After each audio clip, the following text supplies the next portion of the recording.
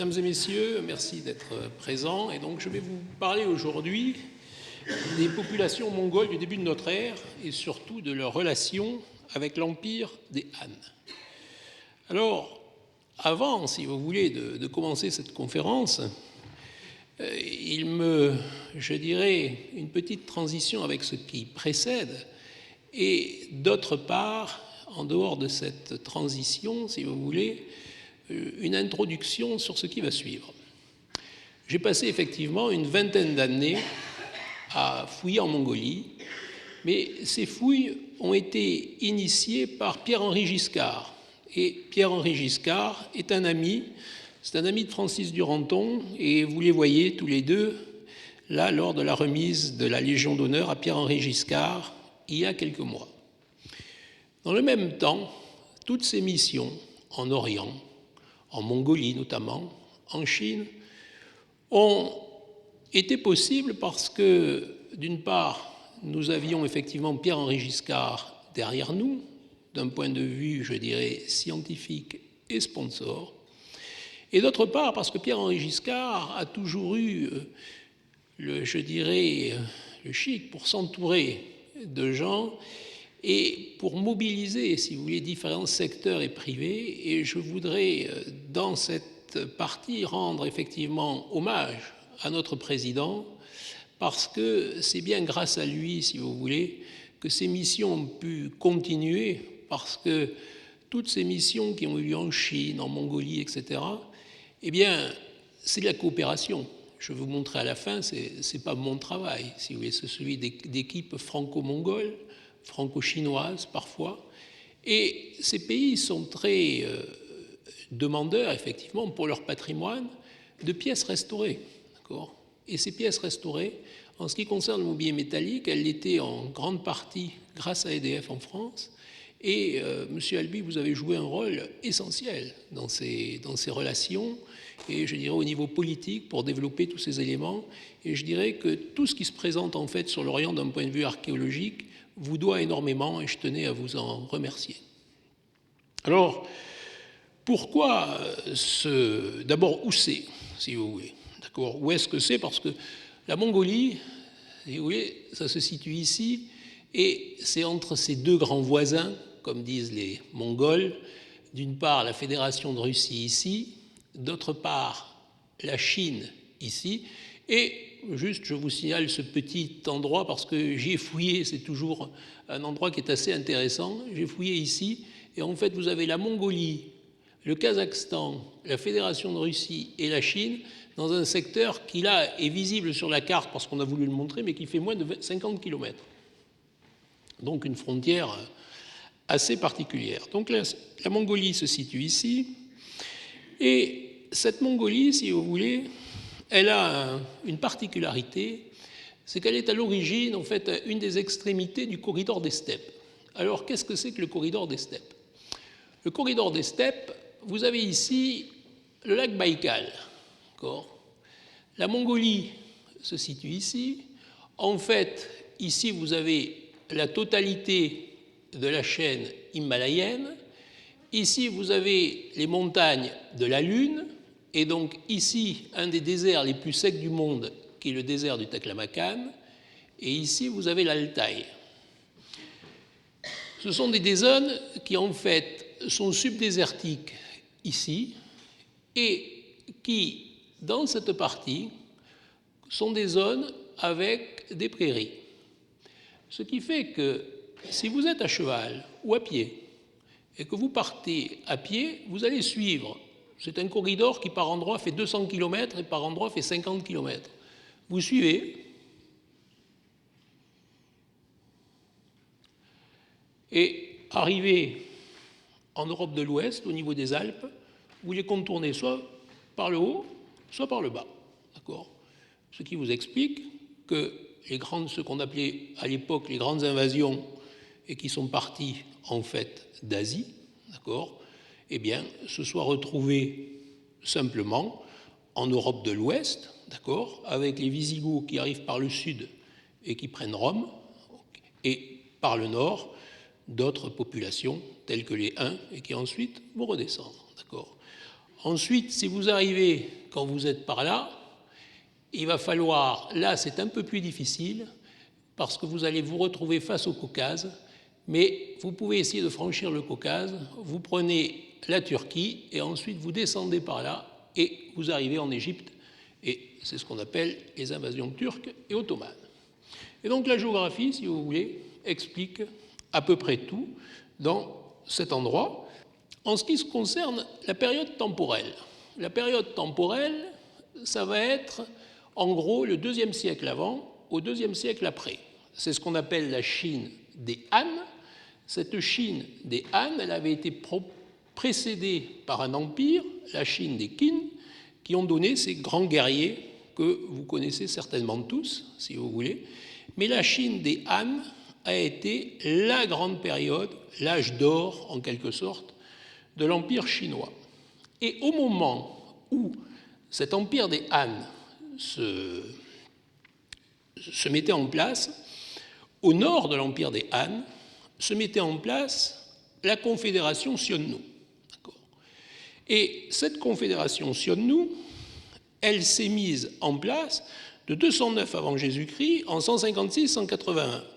Si vous notez, si vous voulez, elle est quasiment contemporaine de la Chine des Han, même si en ce qui concerne les Xiongnu, certains ont pu perdurer jusqu'au 5e siècle, mais uniquement dans certaines oasis.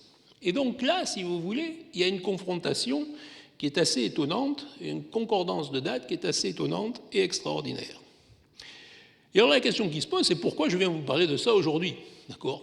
Parce que ça pourrait n'avoir aucun intérêt. Eh bien, en fait, cette confrontation des Han et du premier empire, qui sera ce que certains ont appelé le premier empire des steppes, intéresse les archéologues et les historiens depuis plus d'un siècle, et vous allez voir, pas uniquement à un niveau local. Premièrement, il y a eu des découvertes archéologiques, dont la plus fameuse fut celle de Noïnoula en 1922, qui a été reprise dernièrement par nos collègues Polosmark, d'accord ? Et vous voyez qu'il s'agit de tombes très profondes, et ces découvertes de tombes en Mongolie très profondes se passent en 1924. Kozlov fouille 8 tombes à Noïnoula en 1924, et si vous avez des données historiographiques en tête, Howard Carter fouille la tombe de Toutankhamon en 1922. D'accord ? En fait, c'est une espèce de réponse aux Américains, si vous voulez, par le côté russe, qui va découvrir des choses absolument extraordinaires à Noïnoula. Et cette découverte est l'équivalent, en fait, de celle de la tombe de Toutankhamon, en quelque sorte, si vous voulez, mais elle est un peu ignorée pendant longtemps, si vous voulez, jusqu'à la chute du mur de Berlin, par l'historiographie européenne. Et par ailleurs, pourquoi c'est assez extraordinaire ? Eh bien, c'est parce que c'est une tombe qui fait plus de 20 mètres de profondeur, qui est donc gelée au fond, et dans laquelle on va trouver notamment ce splendide tapis qui va faire partie de l'art des steppes, d'accord, et qui date du 1er siècle avant Jésus-Christ. À l'époque, on ne parle pas trop de la confédération Xiongnu dans les années 24, on ne sait pas trop de quoi il s'agit, si vous voulez, mais on se dit, oulala, mais c'est contemporain de la Chine des Han. Et sur ce tapis, on s'aperçoit, si vous voulez, sur une de ces parties du tapis, qu'on voit apparaître, alors qu'on était en Mongolie, des sujets qui ont un aspect plus qu'européen. Et ça montre quoi ? Ça montre qu'il existait des relations entre le nord de la Mongolie et la Bactriane, et cette Bactriane, si vous voulez, et qui est beaucoup plus à l'ouest, ici, et notamment sur un élément avec lequel je reviendrai, qui est la question des chevaux célestes. Alors, qu'est-ce que c'est cette question des chevaux célestes ? Si vous vous intéressez à l'Orient, et on peut penser que vous y intéressez et que vous avez des connaissances, c'est ce type de chevaux qui est retrouvé dans les tombes Han s'appelle des chevaux célestes, et c'était des chevaux que les Chinois allaient chercher à Fergana, et Fergana, c'est ici, si vous voulez. Et ce sont les Han qui sont allés chercher ces chevaux à Fergana, parce que contrairement aux petits chevaux qu'avaient les Chinois, qui étaient des chevaux mongols. À Fergana, on avait de très grands chevaux qui, par ailleurs, avaient une couleur sang qu'on retrouve ici. Donc voilà comment ce qui se passe. Ensuite, toujours, les chercheurs continuent à essayer de trouver des tombes gelées. Et en 1929, Gryaznov trouve dans l'Altaï, à Pazyryk, d'accord, donc l'Altaï, donc ici on est en Mongolie. En fait, l'Altaï, ça se situe ici. Vous voyez, moi j'ai fouillé une tombe gelée de type Pazyryk ici. Donc dans cette zone, il trouve le site de Pazyryk qui livre lui aussi, si vous voulez, d'énormes tombes gelées avec un mobilier absolument exceptionnel, dont ces premiers tapis de l'histoire de l'humanité, si vous voulez, bien conservés, qui datent environ du 5e siècle avant Jésus-Christ. Et donc on a une espèce, à ce moment-là, un intérêt, si vous voulez, très marqué pour ces régions. Et commence à se mettre en place qu'il y a eu des routes de la soie, mais pendant là, vous avez une carte qui a été faite par l'UNESCO, si vous voulez, et en fait, ces routes de la soie, jusqu'à présent, on les voyait plutôt, si vous voulez, vers le sud que vers le nord. Et en même moment, on commence des recherches sur la Grande Muraille de Chine, parce que cette Grande Muraille de Chine, pour beaucoup, si vous voulez, elle commence plus tardivement, mais en fait, la Grande Muraille de Chine a été mise en place par les Han. D'accord ? Elle a été mise en place par les Han, alors pas forcément, quelquefois sous la forme de murailles qui restent ici, et c'est bien différent des murailles que vous avez à Pékin, qui elles sont plus tardives, mais aussi sous la forme de forts. Et donc, une des grandes questions qui se posent, si vous voulez, c'est mais qu'est-ce qui s'est passé? Pourquoi les Han ont mis en place la Grande Muraille? D'accord ? C'est qu'il fallait résister aux populations qu'il y avait derrière. Et ces populations qu'il y avait derrière, c'était les Xiongnu. Alors les Xiongnu, on n'a pas beaucoup de données écrites dessus. Pourquoi? Parce que la Chine des Han, c'était l'écrit et l'administration, tandis que les Xiongnu, c'était l'oral et les ententes entre chefs de tribus. Espèce d'université, mais c'était une entente entre chefs de tribus. Et les Chinois écrivaient beaucoup sur ceux qui étaient au nord, et on a donc des textes, comme celui-ci qui est écrit en chinois, si vous voulez, sur les populations. Ce qui fait qu'on a beaucoup d'écrits sur les Xiongnu, mais ce sont ceux de leurs voisins. Ce ne sont jamais des écrits des Xiongnu.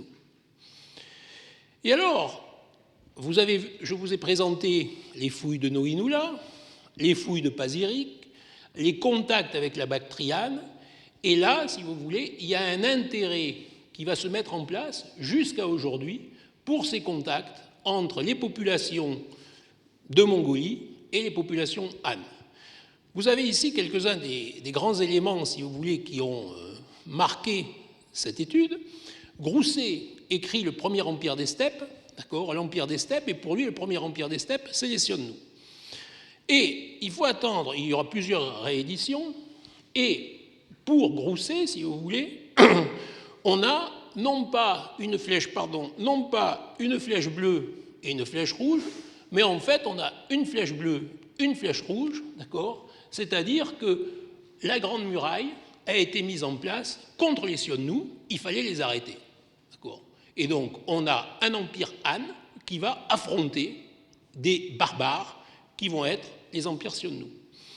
En 1962, Latimore publie un bouquin qui fait toujours autorité, qui est l'étude des frontières, d'accord ? Et il montre qu'en fait, les frontières, si vous voulez, c'est des zones d'échange. Et il dit, peut-être que ce qu'il y a eu entre les Chinois et les Mongols, c'est pas que les premiers voulaient arrêter les seconds, c'est qu'ils voulaient qu'il y ait des échanges, d'accord ? Et la frontière, c'est pas un mur, c'est une zone de contact, au contraire. Et ça change beaucoup de choses. Et en 2015, alors que dans le monde entier, si vous voulez, on est passionné par les écrits d'un Américain qui parle du middle ground sur la colonisation, le middle ground dans la colonisation, c'est le fait que ça va bien se passer, la colonisation va bien se passer, parce qu'au départ, les colonisateurs vont vouloir quelque chose que ne vont pas comprendre les colonisés, et les colonisés vont vouloir quelque chose que ne vont pas comprendre les colonisateurs. Mais tout le monde va se mettre d'accord, puisque ça fait plaisir à tout le monde, et croyant que tout le monde est content. Tout le monde est content, mais pas pour les mêmes raisons, si vous voulez. Et donc, Miller, en 2015, dit en fait ce qui s'est passé entre les Chinois et les Sionnenou, c'est un middle ground, c'est-à-dire qu'ils ont été en contact, certains cherchaient quelque chose, d'autres autre chose. En 2019, Scott a écrit ce bouquin qui a été publié en français, que vous avez peut-être lu, Homo domesticus, une histoire profonde des premiers États, pour lui, pour laquelle, si vous voulez, on est dans quelque chose de très particulier, c'est-à-dire qu'un État, un grand empire, ne peut pas exister sans un autre État à côté, si vous voulez, qui soit celui des barbares. Il décrit par exemple le cas de Rome, avec les barbares à côté, le cas de l'Égypte, avec tous les peuples qui l'entouraient, et parce qu'il faut qu'il y ait des échanges.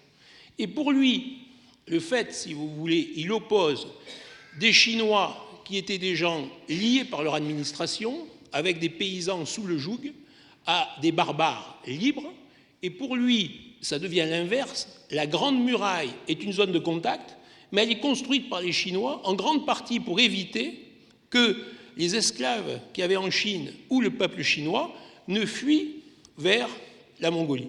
D'accord ? Donc on a une inversion complète de Grousset en 1938. Donc c'est une question, si vous voulez, qui finalement, comment la résoudre ? La résoudre, il faut essayer de s'intéresser aux Sionnenou eux-mêmes. Parce que, et c'est l'archéologie, parce que c'est la seule vue directe que nous ayons sur les Sionnenou. C'est une vue qui est déformée, mais c'est une vue d'époque. Ça, c'est une première chose, si vous voulez. Et comme toute donnée en archéologie, qu'est-ce qu'il nous faut étudier ? Soit des habitats, soit des tombes. Peuple de nomades, les habitats sont rares. Et vous avez ici une yourte, mongole actuelle, et vous avez ici une représentation de yourte qu'ont trouvé les collègues russes près du lac Baïkal et qui date de l'époque Sionnenou. Donc c'était des nomades. On sait cependant que ces nomades, ils devaient avoir quelques lieux fixes puisqu'ils avaient de l'or et que cet or dont l'étude a été menée montre que c'était un or local, donc il y avait forcément, si vous voulez, des zones où on travaillait l'or, il y avait un artisanat, etc. Et ça ne pouvait pas se passer uniquement dans une yourte de nomades qui bougeait. Si vous voulez. Il y avait quelques zones de sédentaires. Et donc, du coup, si vous voulez, on va étudier les ensembles funéraires. Mais le problème qui se pose, c'est que dans les ensembles funéraires, les tombes, il existe des tombes qui sont riches et profondes. Vous avez ici les fouilles que j'ai menées, par exemple. Vous voyez, ça, on a des profondeurs, on a des tombes qui font jusqu'à 15 mètres de long et jusqu'à 7 mètres de profondeur. D'accord ? Donc, il faut du monde. Et ici, vous avez d'autres tombes avec des reconstitutions qui ensuite sont possibles et sur lesquelles je reviendrai. Mais on a aussi quelques tombes dans ces ensembles funéraires qui sont des tombes plus modestes. Donc, ici. Par ailleurs, ces tombes, elles ont souvent été pillées. Elles ont souvent été pillées ou considérées comme telles. Quand je dis considérées comme telles, ça veut dire quoi ? Ça veut dire que de toute évidence, certaines tombes ont été pillées. Ici, vous avez une diapo de faible qualité. Mais en fait, si on regarde ici, vous avez le sommet de la tombe, ici, et vous voyez que il y a eu un passage qui a été fait par des pillards qui sont arrivés ici jusqu'au coffre. Ce qui fait que quand nous sommes arrivés, donc il faut de grands ensembles et de nombreux moyens humains, et là vous avez une fouille qui a été dirigée par Pierre-Henri Giscard et moi-même au début des années 90, si vous voulez, avec plus de 30 ou 40 personnes qui ont amené à la fouille exhaustive d'un cimetière Sionnenou. Mais il faut des fois des ensembles techniques. Ici, vous avez la fouille de Golmod qui a été menée par Pierre-Henri Giscard, et vous avez une tombe qui fait plus de 20 mètres de profondeur, dans du sable, ça s'effondre, et donc là, il faut attaquer quelque chose de très large avec une pelle mécanique pour arriver à une chambre, d'accord, qui a pu être pillée, mais qu'on peut ensuite reconstituer. Et alors, quel est l'intérêt, si vous voulez, d'étudier la ritualité funéraire ? Parce qu'on pourrait dire, on va voir ça. En fait, si vous voulez, dans la ritualité funéraire, il y a quelques éléments qui sont intéressants dont je vais vous faire part avant de poursuivre. C'est qu'il y a une question qui est stable dans les rituels funéraires, si vous voulez. Les rituels funéraires, ils sont stables pour deux raisons. D'une part, puisqu'on a tous je dirais, assister à des inhumations, des enterrements ou des crémations, quand on assiste à ça, il faut qu'on comprenne. D'accord ? Donc on a intérêt quand même à ce que les cérémonies aient un caractère qui soit stable et qui soit qui soit, je dirais, compréhensible par tous, ce qui implique une pression de groupe. Ensuite, souvent, les enterrements, souvent dans les sociétés traditionnelles, ce sont des choses auxquelles les enfants participent et que les adultes, si vous voulez, leur transmettent finalement. Donc on a un élément qui est assez conservateur. Et ensuite, il y a une part d'innovation, toujours, dans ces rites funéraires. C'est que d'une part, il faut s'adapter aux évolutions sociétales. Pourquoi il faut s'adapter aux évolutions sociétales ? Sinon, les gens ne comprennent pas, si vous voulez, ou ils n'y croient plus, donc ils ne comprennent pas, ils n'y croient plus.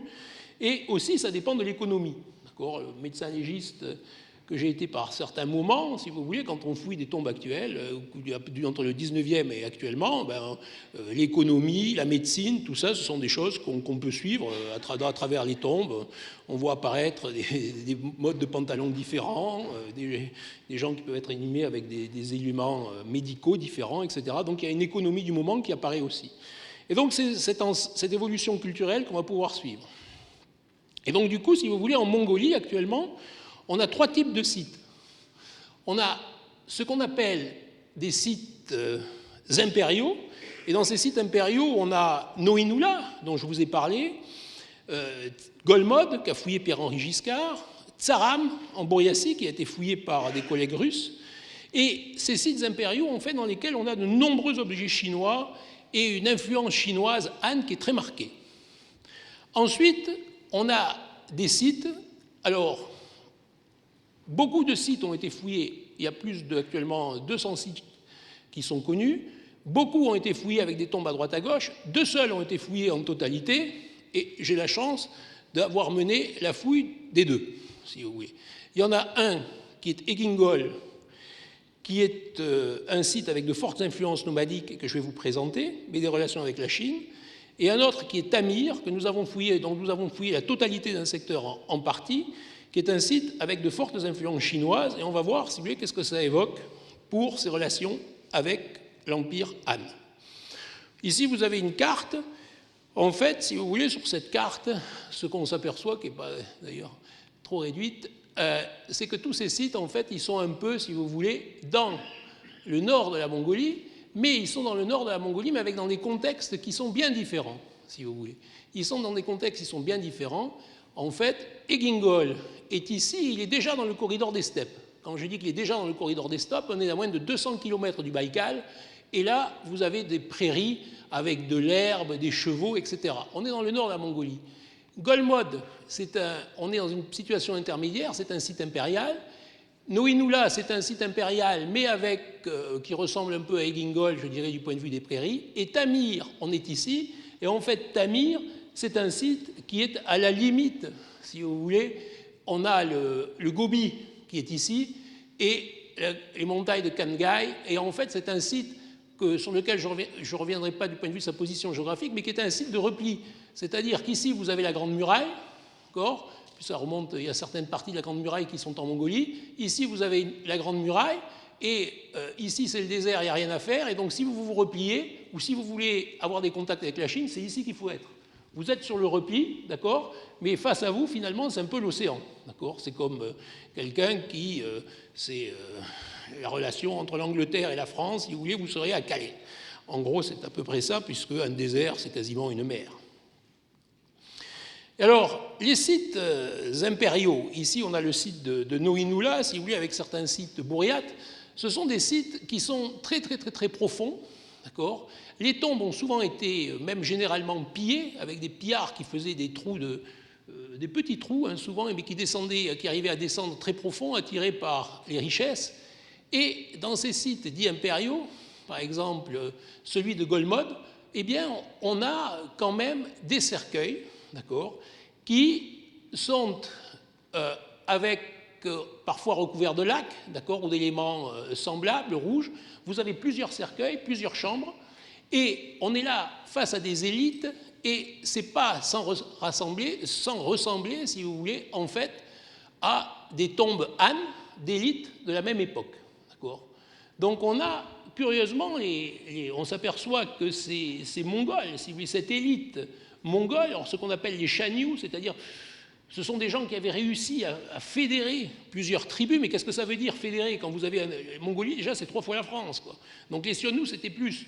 Donc vous voyez déjà que quand on est à Paris, on n'est pas à Toulouse, et on est à l'heure pourtant des SMS et du téléphone, d'accord? Et que les manifestations dans un coin de la France peuvent, à l'heure actuelle, dégénérer, etc. Donc vous voyez que des fois le pouvoir central, même dans un État très centralisé comme la France, et au XXIe siècle, ne tient pas forcément tout. Alors vous imaginez, il y a 2000 ans, une fédération avec plus de 4 ou 5 fois la France, une surface de 4 ou 5 fois la France, avec des nomades. Donc on dit c'est un empire, mais ça n'a rien à voir avec un État actuel. Il y a un chef qu'on appelle un Shanyu qui arrive de temps en temps à rassembler des gens autour de lui pour foncer à l'attaque d'autres ou pour aller organiser des pillages. Mais en tout cas, ces chefs, si vous voulez, ils avaient des relations étroites avec la Chine, puisque quand ils se font enterrer avec les mêmes modes que les Chinois. Mais encore, si vous voulez, que peut-être c'était des modes communes. Ils l'ont peut-être pas réussi. Et alors, ce qui est intéressant, c'est que les Chinois, depuis avant même les Han, le summum du prestige, c'était le chariot. Le chariot tiré par des chevaux. Et en fait, dans ces tombes, qui sont ces tombes Sionnu, qu'est-ce qu'on retrouve? Eh bien, on retrouve des chariots, d'accord? Ici, vous avez une roue de ces chariots, et ici, vous avez les restes d'une ombrelle. Là, c'est la roue, là, c'est le reste d'une ombrelle, qui étaient ces restes de chariots chinois, d'accord? Ici, vous avez des chars, mais qui rappellent par moments certains éléments. Voilà une reconstitution d'un de ces chariots chinois de type Han, avec le même qu'on trouve dans une tombe dite impériale de Shanyu en Mongolie. Et par ailleurs, ce qui est assez intéressant, c'est que les Chinois étaient un peuple de l'écrit, mais les Sionnu n'avaient pas d'écrit. Mais comment ils communiquaient avec les Chinois, puisque c'était dans des interfaces? Et on s'est aperçu avec Pierre-Henri Giscard que dans 2 tombes qu'on a fouillées, on a trouvé des tablettes d'écriture chinoises dans des tombes Sionnu, donc ce qui prouve que de temps en temps, il devait y avoir des lettrés parmi eux. Certainement, ces lettrés, ou bien ils écrivaient en chinois, ou alors ils écrivaient dans certains idéogrammes qui auraient pu être des idéogrammes Sionnu.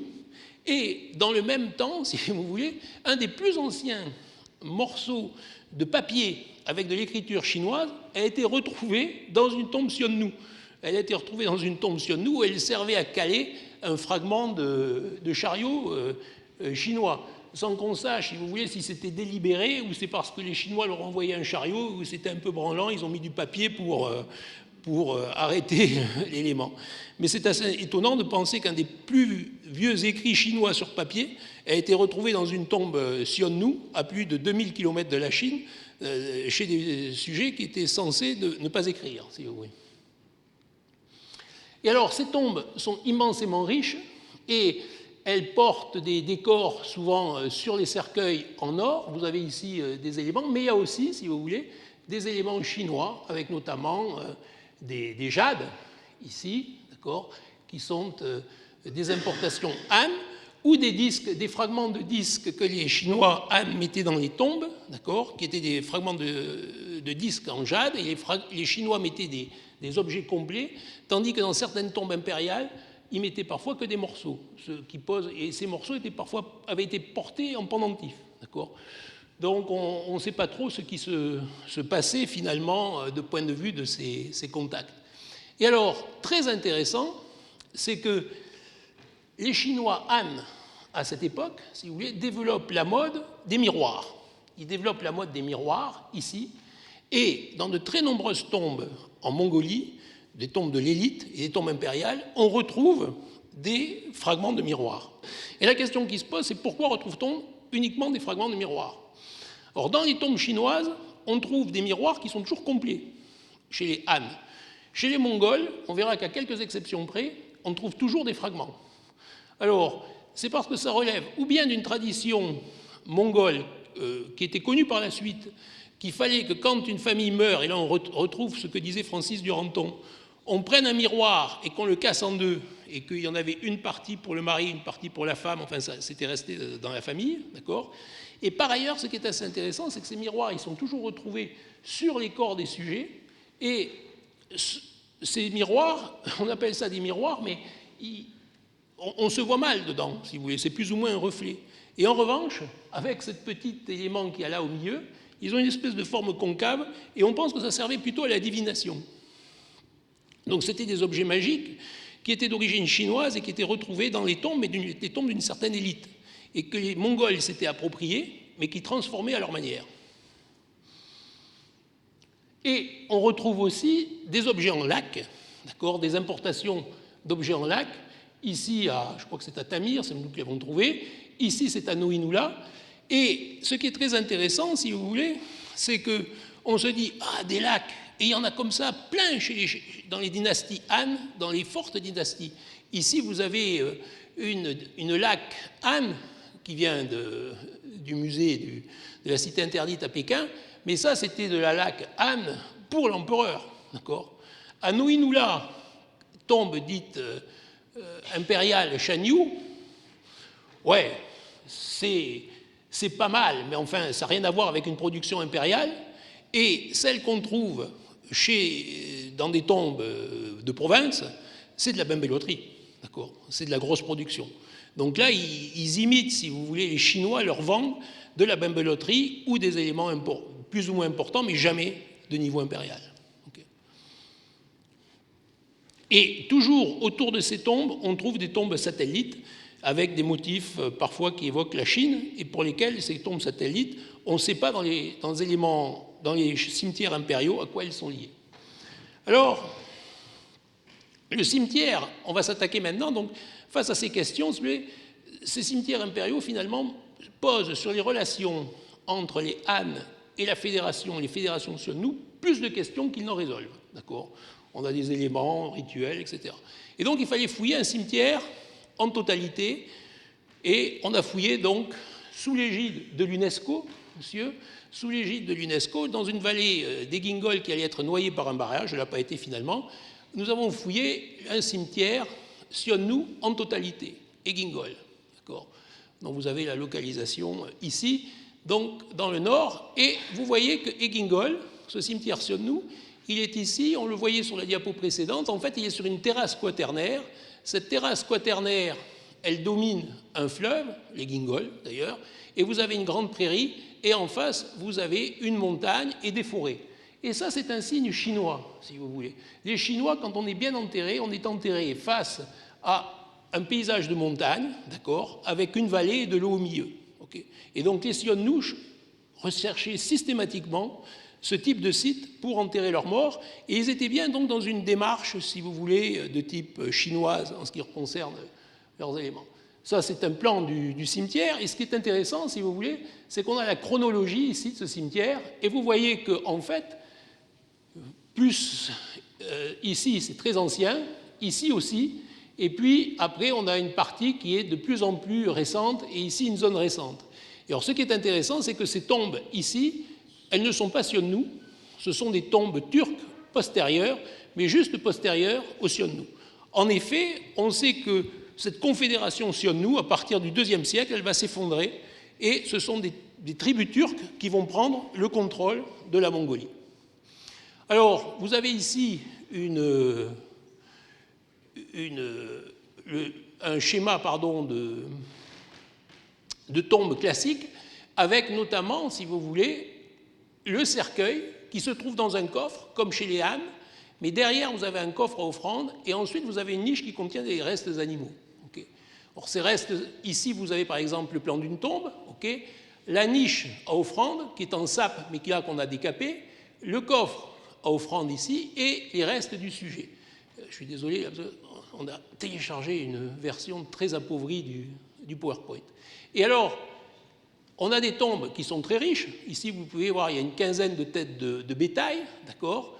Et on a d'autre part des tombes qui sont des tombes d'enfants, par exemple, beaucoup plus modestes. Et alors, ce qui est très intéressant, si vous voulez, c'est que toutes ces tombes étaient considérées systématiquement par nos collègues mongols comme pillées. Okay. Or, en fait, on s'est aperçu que de nombreuses tombes n'étaient pas pillées. Ici, par exemple, cette tombe d'enfant, on a pu montrer qu'il l'avait ouverte, la seule chose qu'ils aient pris, c'est le crâne. Donc ça, ce n'était pas des pillards, c'était un rite funéraire où on prélevait le crâne de certains sujets. La tombe précédente que je vous montre, en fait, ils avaient un cercueil, ici, qui a été déposé dans un coffre, qu'on voit ici, et le cercueil, vous voyez, il n'y a pas le crâne, et vous avez tous les restes humains qui sont ici. En fait, ce qui se passe, le sujet était décomposé, il était dans un cercueil, ils ont construit une grande fosse avec, comme les ânes, et puis ils ont déposé le cercueil, et quand ils ont déposé le cercueil, tous les os ont glissé vers l'avant et se sont coincés à ce niveau-là. Ça veut dire qu'à côté de tombes, je dirais classiques, il existait des sépultures qui étaient des sépultures secondaires. On a aussi des sépultures qui sont des sépultures primaires. Ici, vous avez un sujet dans un cercueil, dans un coffre, avec le coffre à offrande ici. Et ici, vous avez l'exemple type d'une sépulture secondaire, d'accord, avec tous les os du sujet qui sont bien présents. Et le sujet s'était décomposé ailleurs et il a été amené à cet endroit-là. Et ici, encore un autre exemple, qui est encore plus étonnant, si vous voulez, c'est que non seulement ils ont amené un cercueil, ils l'ont déposé, tous les os ont glissé au fond, et ils l'ont réouvert avant de fermer la tombe, et ils ont mis le crâne au milieu. Et vous noterez que la tombe, elle n'a pas été pillée, parce qu'ici, vous avez un splendide vase en bronze qui reste intact. Vous avez ce type de tombe aussi, pour vous montrer la complexité des rites, où vous avez un sujet sans tête. Sa tête, elle est là. En fait, la tombe, elle a été réouverte, le sujet est enterré sur le ventre, il a même plutôt été plus jeté, si vous voulez, que déposé avec soin, et alors qu'il était décomposé, on lui a presque décomposé, on lui a arraché la tête, ce qui a soulevé les clavicules, et on a déposé le crâne à l'autre extrémité. Et ça, ce qui est intéressant, c'est que par exemple, ce sujet, c'est une femme dont on sait qu'elle a énormément souffert avant de mourir, parce qu'elle a eu en fait un kyste apical qui s'est surinfecté avec une infection de la face totale qui provoque des douleurs terribles, si vous voulez. Et face à ces douleurs terribles, on sait que même à l'heure actuelle, les nomades des steppes plus au nord, si vous voulez, ça leur fait très très très très peur. Ici, vous avez des choses sur lesquelles je passerai, qui n'ont jamais été comprises, qui sont quand même beaucoup plus compliquées, si vous voulez. On voit que les os ont glissé contre la pierre, mais que le crâne était de l'autre côté. Tout se passe en fait comme s'ils avaient prélevé le crâne et qu'ils l'avaient mis ailleurs, mais que cet ailleurs était dans la tombe elle-même. Donc ce que je veux dire par là, c'est qu'on avait des rites qui étaient des rites parfois un peu compliqués. Alors on a trouvé des tombes satellites. Alors ce qui est intéressant, c'est qu'ici vous avez une tombe d'homme, donc vous avez une tombe d'homme, qui a été pillée. Elle a été pillée à cet endroit-là. Et à côté, vous avez une tombe d'une femme qui semble plus modeste. Donc ils ont été fouillés en deux temps. Je vous montre en fait le plan, la tombe d'homme, d'accord, la tombe de femme, et ça, c'est donc ça considéré comme une tombe satellite. Et ici, vous avez le coffre à offrande de l'homme. La femme, elle est en connexion, pas de problème. Seulement, lui, on retrouve dans le pillage l'os de la langue, qui est l'os hyoïde, et elle, curieusement, alors qu'elle est remarquablement bien conservée par le froid, quasiment gelée, il n'y a pas l'os de la langue, l'os hyoïde. Et donc l'os de la langue, il est retrouvé dans le coffre à offrande de l'homme. Donc c'est-à-dire qu'en fait, si vous voulez, c'est un peu horrible, enfin un peu, très horrible. En fait, elle a été tuée, on lui a arraché la langue et on l'a mis dans le coffre à offrande de l'homme. Ce qui a été, ça fait une belle publication, enfin bon. Ce qui vous donne un peu la question de ces tombes. Alors, quand on regarde le plan de ce cimetière, qu'est-ce qu'on s'aperçoit? Ici, vous avez les tombes doubles avec les tombes à sacrifice, en fait, d'accord, qui sont localisées dans un secteur qui est le plus ancien. Ici, vous avez les tombes les plus récentes, et ici, vous avez tout un ensemble de tombes, ici des tombes récentes, etc. Et on a un indicateur, si vous voulez, on a un indicateur qui est celui des hypoplasies de l'émail. Alors, je vous épargne ça, mais en fait, sur la dent, si vous voulez, quand on est en cours de croissance, chaque fois qu'on a un stress, il se marque. Et vous avez ici la localisation des stress dans la nécropole. Et en fait, qu'est-ce qu'on voit? C'est que les tombes avec l'élite, puisqu'il y avait des tombes satellites, ils n'ont pas du tout de stress, tandis que celles ici, avec toute cette zone où on a ces gens qui ont eu le crâne arraché, etc., sont des zones qui étaient de sujets beaucoup plus pauvres, si vous voulez. Et donc on commence à comprendre comment sont organisées ces nécropoles. Et alors, dans l'organisation de ces nécropoles, on a les liens de parenté, d'accord? On s'aperçoit qu'ici, à la fin de la nécropole, en fait, ce qui se passe, c'est qu'on a un ensemble Sionnou qui est très important, et cet ensemble Sionnou qui a duré 3 siècles, eh bien ici, en fait, on a une tribu turque qui elle prend le contrôle de la nécropole, et c'est un homme, sa femme et leurs 4 fils qui s'y font enterrer. Donc on a quelque chose qui est assez étonnant, si vous voulez, du point de vue des inhumations. Et ici, vous voyez qu'on a finalement peu de liens de parenté à l'intérieur de cette nécropole. Et ce sont surtout les lignées féminines qui sont bien représentées dans la nécropole, avec finalement pas trop de lignées masculines. Ce qui est intéressant cependant, et je tiens à vous le noter sans rentrer dans le détail, c'est que vous vous souvenez que la nécropole, elle se développe autour de 2 pôles. Un pôle ici, un pôle là-bas, puis après elle se développe comme ça, et puis elle se développe comme ça. Eh bien en fait, dès la création des 2 pôles, vous avez des parents entre les 2 pôles, seulement ici c'est un pôle riche, et ici c'est un pôle pauvre. Okay. Et ensuite, ce qui est intéressant, c'est qu'on se demande pourquoi les Turcs, ils prennent le contrôle de cette nécropole. Ils prennent le contrôle de cette nécropole, ils se font tous enterrer ici parce qu'ils sont parents entre eux, d'accord, un père, la femme et ses 4 fils, mais ils avaient épousé en fait des descendantes des lignées mongoles, donc en fait ils prennent un contrôle politique, ils se marient avec les femmes et ensuite ils sont enterrés dans la nécropole. Okay. Alors, qu'est-ce qui se passe? Ça, c'est une nécropole impériale, c'est de l'or. Ça, c'est Egingol, c'est la même chose, mais c'est en bouleau, en écorce de bouleau. Donc on est dans une même tradition, si vous voulez, mais moins riche, d'accord, et avec des représentations un peu différentes.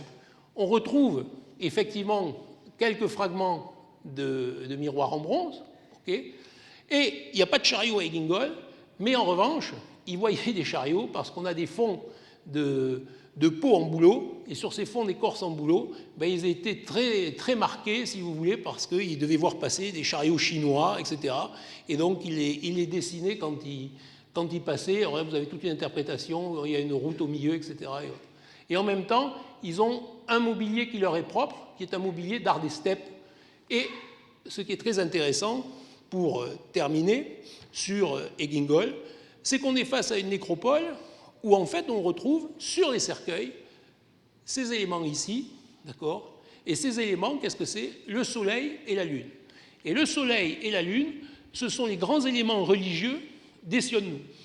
Si on essaie, si vous voulez, de faire une synthèse sur cette nécropole, qui par ailleurs est une synthèse où, parmi la faune, on retrouve énormément de chevaux. Hein. Vous avez ici le coffre offrande, et ici vous avez par exemple un reste de cheval dans cette tombe, et il y a des fois jusqu'à 10 chevaux qui sont inhumés dans les tombes. Ici c'est un reste d'arc. Eh bien, si on essaie de faire une synthèse sur cet ensemble funéraire, qu'est-ce qu'on peut dire? C'est un ensemble funéraire qui dure 4 siècles, d'accord? Au moment de sa construction, dans son implantation, il s'implante comme un cimetière âne. Il s'implante comme un cimetière âne avec 2 groupes qui sont reliés entre eux, mais il y a les riches et les pauvres. Les riches, ils ont autour d'eux des tombes d'élite avec des sacrifices humains. Et des sacrifices humains, on l'a vu, qui sont plutôt terribles, d'accord? Ces sacrifices humains plutôt terribles, ça rapporte au Scythes. Donc on est dans une ambiance empire des steppes, d'accord? On est véritablement dans une ambiance empire des steppes. Cette ambiance empire des steppes, elle est donnée par le soleil et la lune, d'accord, qui sont en fait les signes propres de la fédération Sionnou et en leur croyance en des dieux solaires et lunaires, enfin en des croyances en tout cas soleil et lune. Et en même temps, je vous ai dit toutes ces sépultures secondaires, qu'est-ce que c'est? Eh bien, c'est qu'on a fait des études pour savoir quand est-ce que les gens étaient enterrés, pour savoir quand est-ce qu'ils étaient enterrés, on a regardé si vous voulez, à quel moment le bétail a été sacrifié. Ils sont tous enterrés en septembre. Or, septembre, c'est le grand moment de rassemblement des Mongols. Et en fait, on n'est pas face à une nécropole, on est face à un lieu de rassemblement où il y avait des sacrifices, où il y avait des ethnies qui se faisaient enterrer, si vous voulez, mais des gens qui étaient sans relation de parenté entre eux, parce que sur 4 siècles, ça a beaucoup changé, et qui finalement, ensuite, on a pris un contrôle qui était un contrôle de population turque. Et dans le même temps, les relations avec la Chine, elles étaient assez limitées. Ils avaient quelques éléments de prestige, si vous voulez, Et on voit qu'ils étaient très impressionnés par les chariots chinois, mais finalement, on est dans le nord de la Mongolie, il reste bien, je dirais, bien empire des steppes. Alors, il fallait étudier notre nécropole sur nous. Et donc, alors ce qui est intéressant, c'est que ce fameux lieu de rassemblement, eh bien, la mémoire s'en est peut-être gardée, parce que ça reste toujours un lieu de rassemblement. Ici, vous avez pour la fête du Nadam le grand rassemblement des gens de la vallée qui se passe sur la nécropole. C'est-à-dire qu'en 2000 ans, si vous voulez, ils ont perdu la mémoire du cimetière, mais ils ont gardé la mémoire du lieu de rassemblement. Et donc, il nous fallait fouiller la nécropole de Tamir. La nécropole de Tamir, elle a été fouillée plus récemment, à une époque où les drones nous ont bien changé la vie, parce que notamment quand vous fouillez une tombe de 7 mètres, ça vous permet de faire des photos de haut sans avoir à mettre une échelle au milieu et à vous avancer sur l'échelle avec tous les copains qui disent « attention, ne tombe pas ». Donc, les drones nous ont bien changé la vie, si vous voulez, et vous avez ce que je vous ai montré tout à l'heure, une nécropole, comme l'autre, sur une terrasse quaternaire qui dirige, au fond, on les voit mal, les montagnes, mais des plaines, ça, et puis, à 1000 km là, direct, la Chine et la Grande Muraille. Une nécropole ici, immense nécropole dont nous avons fouillé en fait tout un secteur qui est ici. Alors je ne vais pas tout reprendre comme à Egingol, si vous voulez, parce qu'on a certains rites qui sont à peu près semblables, seulement des tombes qui pour certaines sont très riches, si vous voulez, et là on a quelque chose qui est totalement nouveau par rapport à Egingol, on n'a quasiment plus de chevaux. Quasiment plus de chevaux, on a surtout des offrandes de moutons. Pourquoi? Parce qu'on est dans une ambiance steppique, on est proche du Gobi. On n'est plus dans le corridor des steppes. Et donc, on a essentiellement des chevaux avec des tombes qui sont parfois très grandes. Et je vous note ceci. Ici, à l'extérieur des tombes, assez souvent, un brûle-parfum. Et ici, vous avez un autre type de tombe, si vous voulez. Il y a d'autres tombes qui sont plus modestes, tombes satellites, comme à Egingol, mais pour lesquels on n'a pas pour l'instant de ça. Et contrairement à Egingol, énormément de céramique.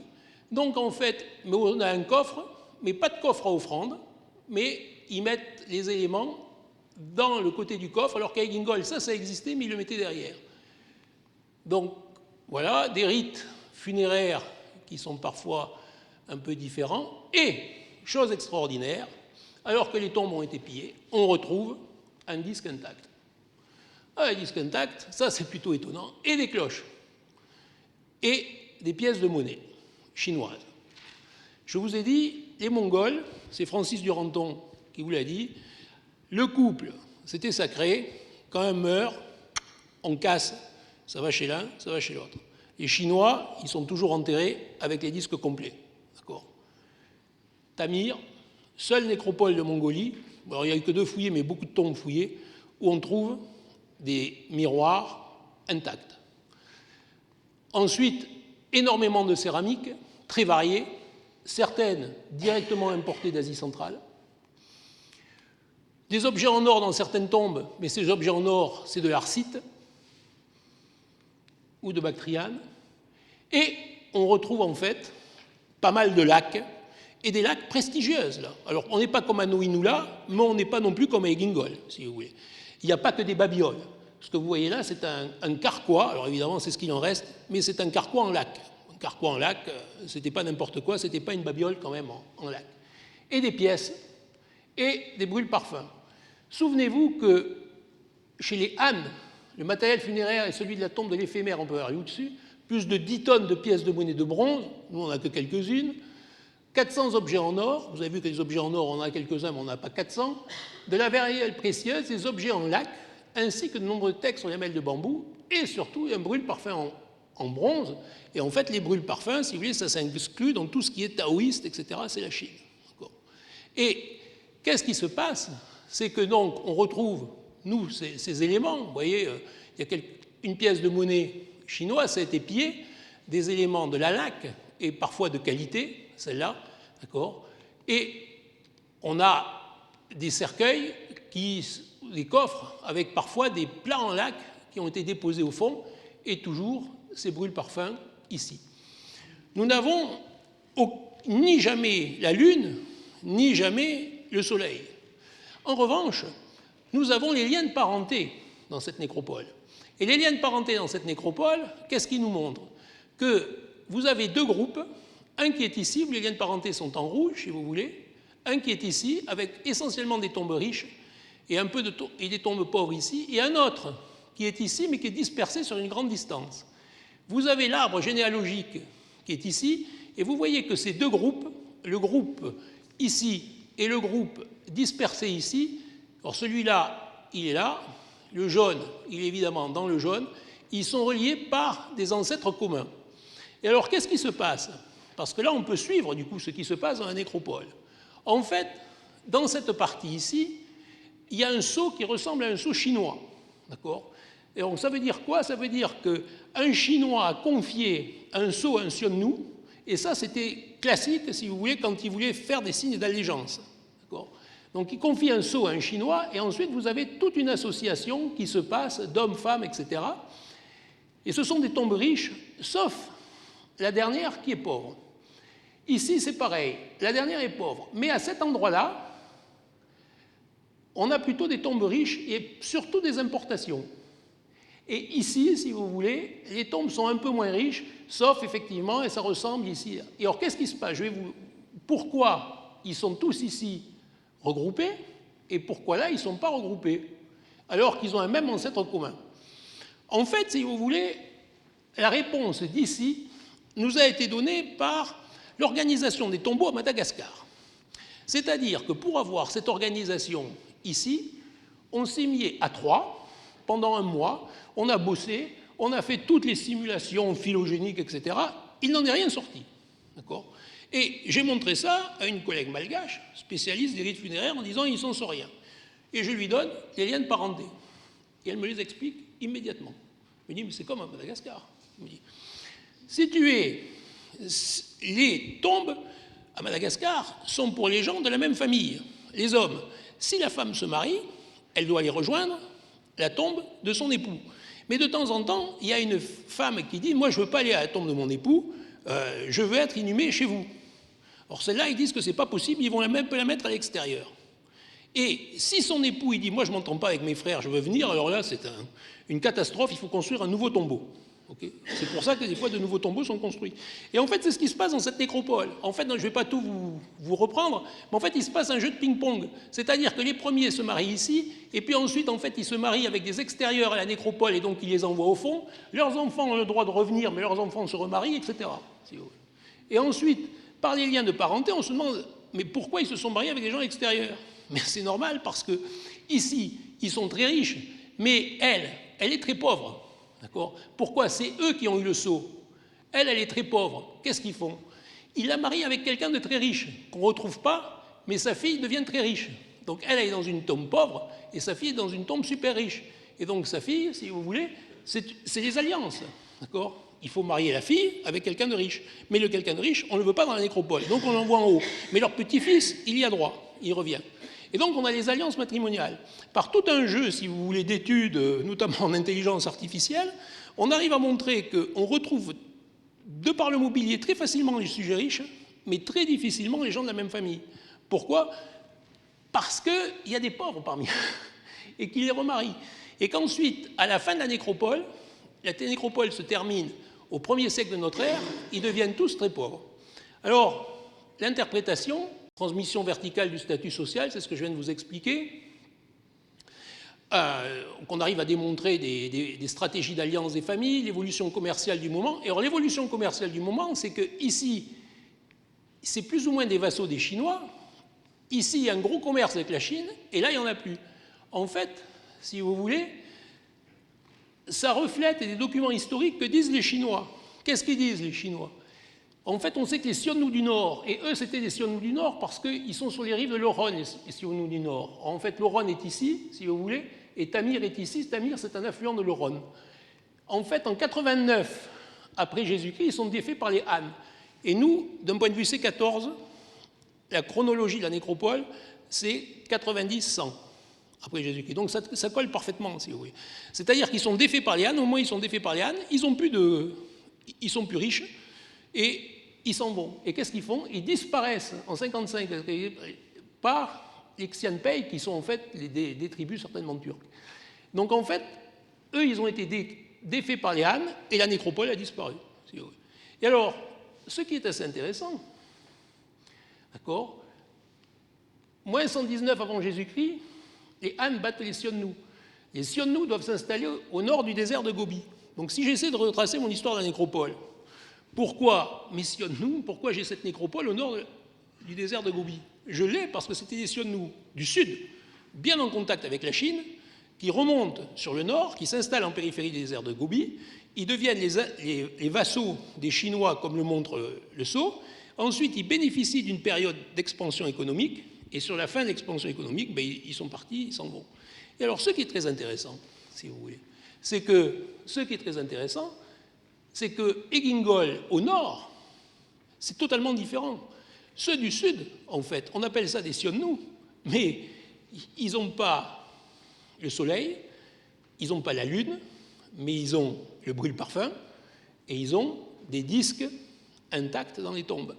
Donc ce qui veut dire que ceux du sud, ils étaient véritablement en contact avec les Chinois, d'accord, que ceux du nord, les Chinois, ils les voyaient de temps en temps et ils s'inspiraient un peu, et tandis qu'on avait au milieu une élite qui, elle, essayait de copier les rites chinois, mais en même temps qu'elle les copiait, en fait, elle avait un or qui était un or local et de temps en temps quelques pièces d'exception, mais qui n'avaient rien à voir avec celles des empereurs chinois.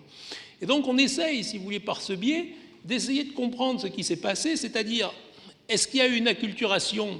Pas réellement, si vous voulez. Est-ce qu'il y a eu un phénomène de frontière? Oui, certainement, mais contrairement à tout ce qui s'est dit jusqu'à présent, l'étude des nécropoles nous démontre, c'est bien souvent le cas, que les phénomènes sont plus complexes parce que ce qu'on appelle l'empire des steppes et l'empire Sionnu est en fait une juxtaposition de tribus qui n'avaient pas du tout les mêmes contacts, suivant où elles étaient, avec la Chine. Donc je vous remercie pour votre attention. Évidemment, je n'ai pas fait ça tout seul, d'accord. Vous avez une partie là, de l'équipe qui est sur le terrain, et notamment, on a été soutenu pendant très longtemps par notre ami Pierre-Henri Giscard et Tourbat, qui est le co-directeur mongol des expéditions, avec moi-même qui dirige les expéditions en France.